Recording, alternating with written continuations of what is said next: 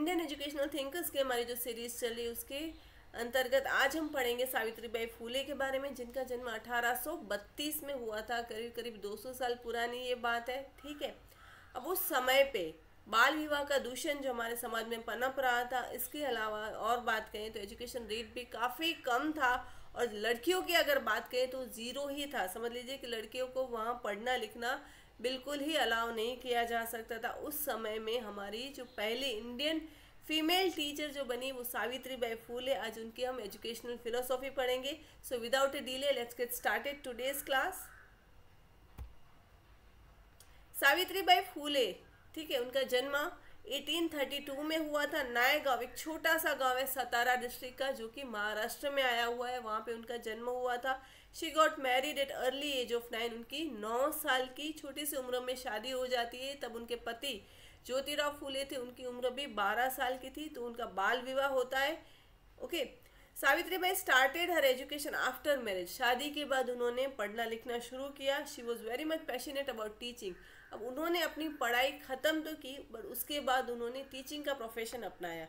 उन्होंने बच्चों को पढ़ाना शुरू कर दिया। She and her husband set up the first girls school in India, and she was the first female teacher in that school as well as in our country. ठीक है, हमारी भारत की वो पहली महिला शिक्षक बनी। कौन? सावित्रीबाई फूले।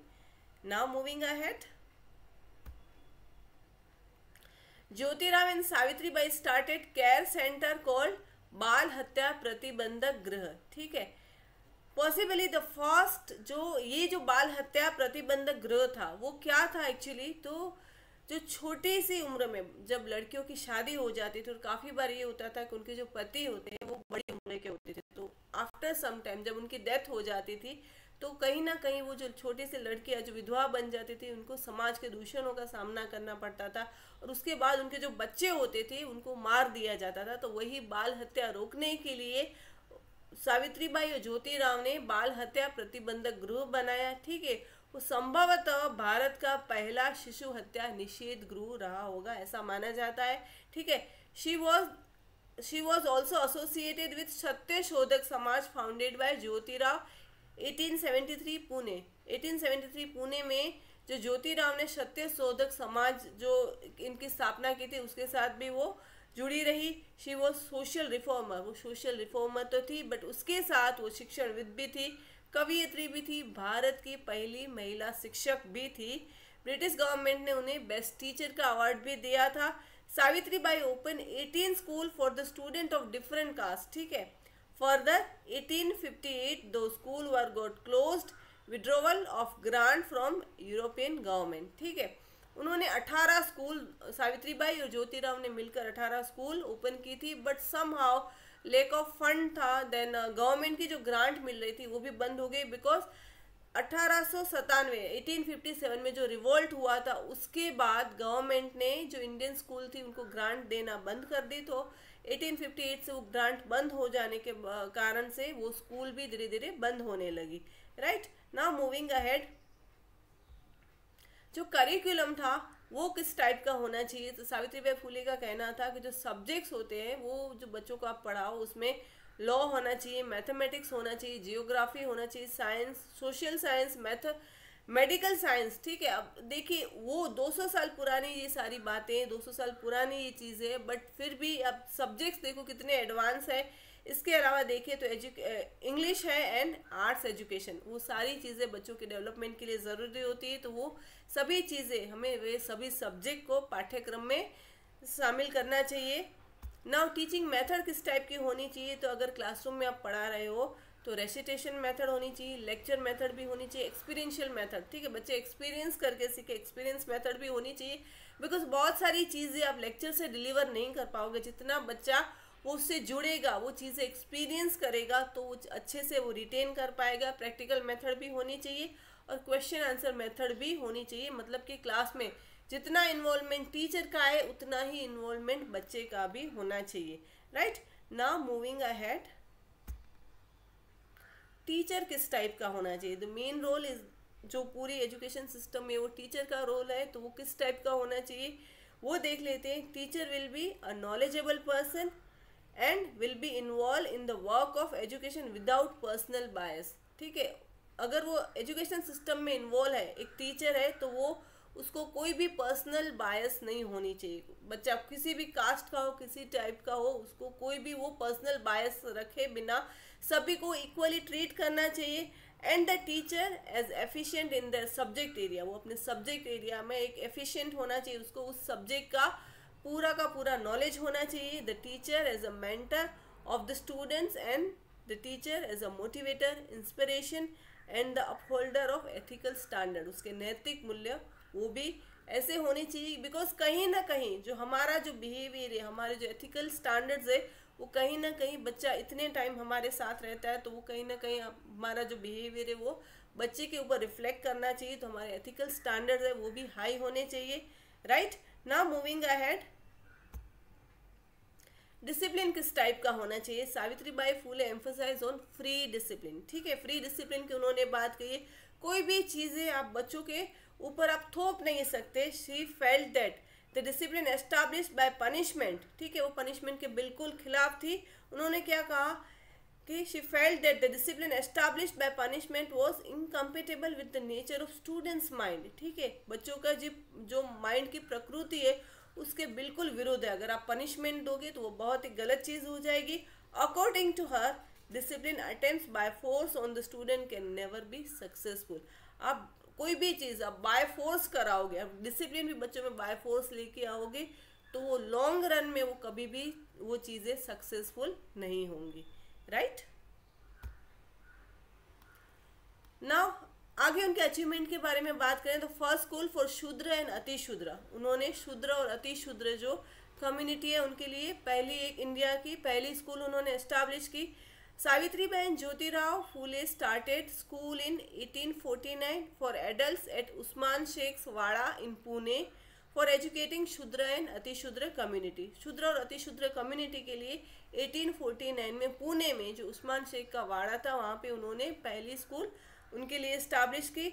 Savitribai taught at the school along with first Muslim woman teacher. ये भी आपको याद रखना है, आपको कोई भी कॉम्पिटिटिव एग्जाम में पूछा जा सकता है कि फर्स्ट मुस्लिम वुमन टीचर कौन है, तो वो थी इंडिया की फातिमा शेख। ठीक है, अब उन दोनों ने साथ में मिलके उन लोगों को पढ़ाना, शूद्र अति शूद्र कम्युनिटी थी उनको पढ़ाना उन्होंने शुरू किया। Now moving ahead, Savitribai as educational transformer. ठीक है, सावित्रीबाई ने क्या कहा? Work hard, study well and do good. She constantly understood the importance of education and physical work for knowledge and prosperity. ठीक है, आगे उन्होंने क्या कहा? She felt that woman must receive an education as they were no way inferior to man, they were no way slave of man. ठीक है, अब जितनी शिक्षा आप मर्दों को दे रहे हो, लड़कों को दे रहे हो, उतनी ही शिक्षा का हक कहीं ना कहीं लड़कियों को भी है। वो किसी भी तरह से जो मर्द है, लड़के हैं, उनसे वो इन्फीरियर नहीं है। ठीक है, वो इक्वल है दोनों को, तो उनको जो हक प्रदान किए जाते हैं वो भी इक्वल होने चाहिए। यानी कि उनको शिक्षा भी लड़कों को जितनी मिलती है उतनी ही शिक्षा लड़कियों को भी मिलने का पूरा हक है, वो उनका कहना था। Within few years Savitribai and Jyotirao started 18 school, जो हमने आगे डिस्कस किया था। British rulers felicitate the Phule duo in 1852 by major Candy for their contribution to the field of education. दोनों को, ज्योतिराव और सावित्रीबाई को 1852 में जो एजुकेशन के फील्ड में उन्होंने जो भी काम किया था तो ब्रिटिश गवर्नमेंट की तरफ से उनको सम्मानित किया गया है। Right, now moving ahead, formation of night school, उन्होंने नाइट स्कूल भी एस्टैब्लिश की।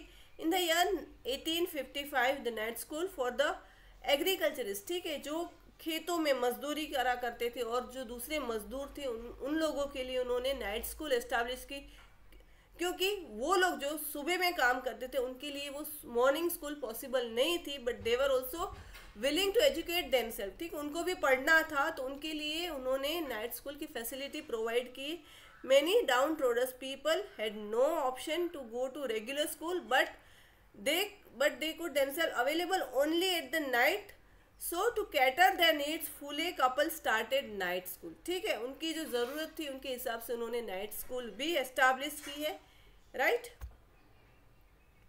सेक्युलर एंड यूनिवर्सल एजुकेशन के बारे में अगर हम बात करें तो till the middle of the 19th century education was only for the upper caste, but Savitribai Phule emphasize on secular education as well as universal education. ठीक है, अब मिडल ऑफ 19th सेंचुरी तक क्या था कि जो आप अपर कास्ट के हो, ठीक है, आप रिच पीपल में आप हो, अगर आप एलीट पीपल में हो, या तो आप ब्रिटिशर्स हो, तो ही आपको एजुकेशन मिलने का हक रहेगा। अदरवाइज जो पुअर पीपल थे, जो लड़कियां थी, उनको एजुकेशन बिल्कुल नहीं दिया जाता था। तो सावित्रीबाई ने कहा कि नहीं, शिक्षण है, जो एजुकेशन है वो यूनिवर्सल होना चाहिए, वो सेक्युलर होना चाहिए, सभी को उतना ही हक है वो पढ़ाई लिखाई करने का।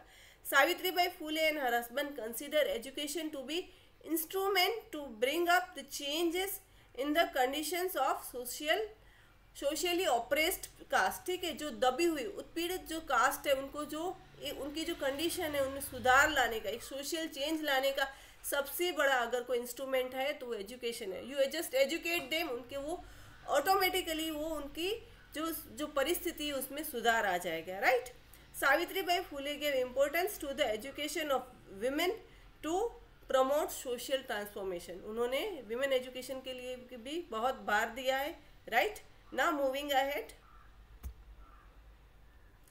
उनके जो मेजर पब्लिकेशंस है जो आपको जो कॉम्पिटिटिव एग्जाम में पूछे जाते हैं, वो जो बुक्स है वो सारी पब्लिकेशंस है, उसके नाम आप याद कर लीजिए, आप नोट डाउन भी इवन कर सकते हैं। जो उसमें पहला है दैट इज काव्या फुले, जो उनके कविताओं का संग्रह था। Right, then Jyotirao speeches edited by Savitribai Phule. उसके बाद है सावित्रीबाई लेटर टू ज्योतिराव, उन्होंने अपने पति को जो लेटर्स लिखे थे वो भी पब्लिश हुए हैं। Speeches of Matoshri Savitribai, then 52 Kashi Subodh Ratnakar. ये जो बुक्स है, ये जो पब्लिकेशंस है, वो सारी चीज़ें आप याद कर लीजिए, बिकॉज यही सारी चीज़ें कहीं ना कहीं आपको कॉम्पिटिटिव एग्जाम में पूछी जाती है।